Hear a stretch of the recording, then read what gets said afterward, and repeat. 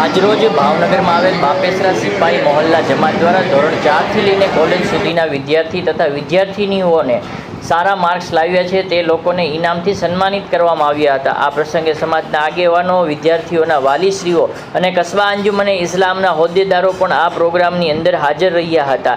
આ પ્રોગ્રામથી દર્શ લેવાની જરૂર છે કે તમામ મુસ્લિમ સમાજની જમાતોમાં આવા ઇનામ વિતરણ પ્રોગ્રામ થવા જોઈએ અને બાપેસરા મોહલ્લા સિપાઈ જમાત જે પ્રેરણાદાયી રીતે આ પ્રોગ્રામ કર્યો તેવી રીતે આવનાર સમયમાં તમામ સમાજના તેજસ્વી વિદ્યાર્થીઓનો ઇનામ વિતરણનો પ્રોગ્રામ કરવામાં આવે। આ પ્રોગ્રામની અંદર આવેલ તમામ મહેમાનોએ વિદ્યાર્થીઓ અને વાલીઓને પણ શિક્ષણ વિશે સારું પ્રોત્સાહન આપ્યું હતું કે આવનાર સમયમાં સમાજના બાળકો શિક્ષણ મેળવી ખૂબ જ આગળ વધે અને દેશના વિકાસની અંદર ફાળો નોંધાવે। અને અંતમાં બાપેસરા સિપાઈ જમાતના ઉપપ્રમુખ રજાકભાઈ કુરેશી દ્વારા તમામનો આભાર વ્યક્ત કરવામાં આવ્યો હતો। સંધિ જાગૃતિ ન્યૂઝ તંત્રી જાહિદ મદરા, ભાવનગર।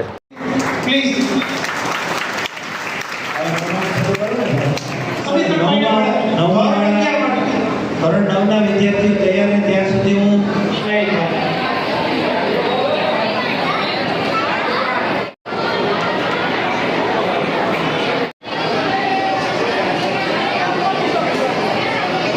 ફોર્મ ભરાયેલું છે ઇન્સોર્ટ ટૂંક સમયમાં છે। મહાન મહેશ્રી રફીકભાઈ સિપાઈ જમાતની ખૂબ ખૂબ આવું સફળતાપૂર્વક સંચાલન અને કોઈ બ્રાન્ચમાં પાયાની વસ્તુ તમે શીખી લેશો, નવા નવા કોર્સ ઘણા બધા આવે। 100 નહીં પૂરો આપ કરો એ અત્યારના સમયમાં ખૂબ જ મહત્વનું છે।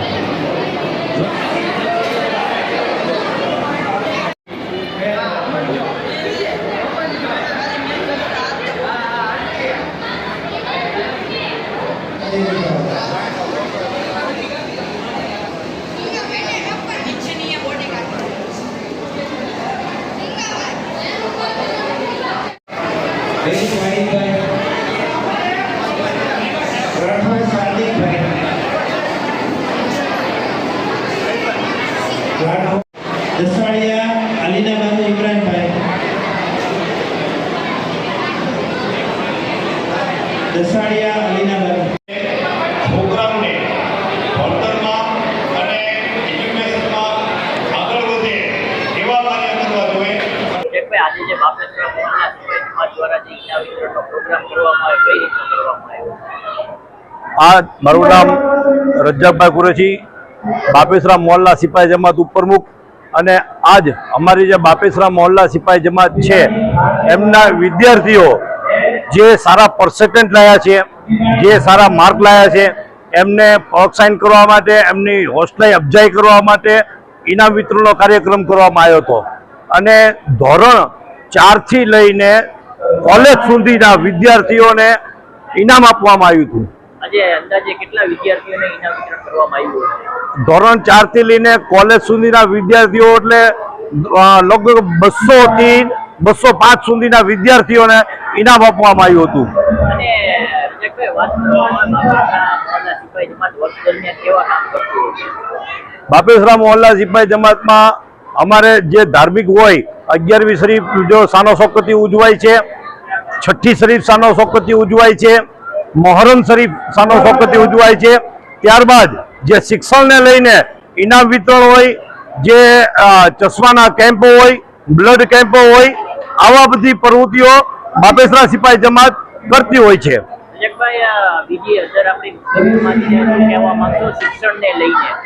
શિક્ષણને લઈને હું એટલું કહેવા માંગીશ કે જે અમારા બાપેસરા સિપાઈ જમાતના બુજુર્ગો, અમારા વડીલો હતા, તેમનું એક સપનું હતું કે શિક્ષણને લઈને છોકરાઓને ઇનામ વિતરણ અને ચોપડા અને પ્રોત્સાહિત વસ્તુ કરવામાં આવે। તો આજે અમે અમારા વડીલો, અમારા બુજુર્ગોને એનું સપનું સાકાર કરી રહ્યા છીએ। અને આ પ્રોગ્રામમાં કેવા કેવા મહાનુભાવોને આમંત્રિત કરવામાં આવ્યા? આ પ્રોગ્રામમાં કસ્બા અંજુમને ઇસ્લામના પ્રમુખ, આજુબાજુમાં જેટલી જમાતો છે એમના પ્રમુખ, જે સારા સારા વકીલો છે, એન્જિનિયરો છે, વકીલો છે, એન્જિનિયરો છે, શિક્ષકો છે, એ લોકોને બધાને આમંત્રિત કરવામાં આવ્યા હતા।